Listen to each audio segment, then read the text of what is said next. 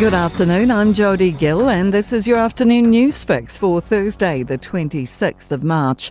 The Emergency Management Minister says people should avoid evacuating at night as downpours and gales hit Northland. Whangarei District Council and Far North District Council have both declared states of emergency, with flooding shutting a number of highways and local roads.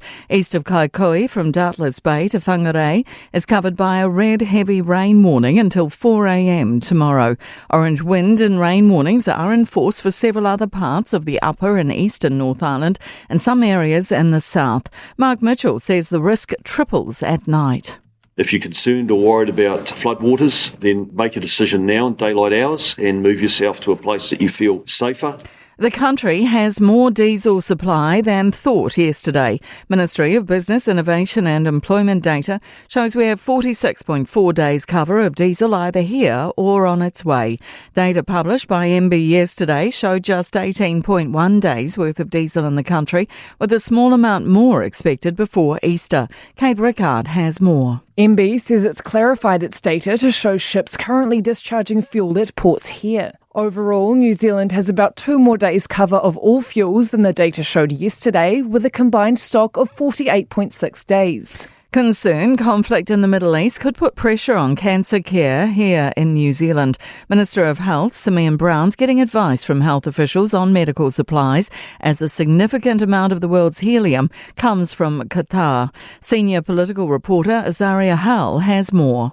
The minister says helium's critical for MRI machines often used in cancer diagnoses and monitoring conditions. Liquid helium is used to cool superconducting magnets in the machines.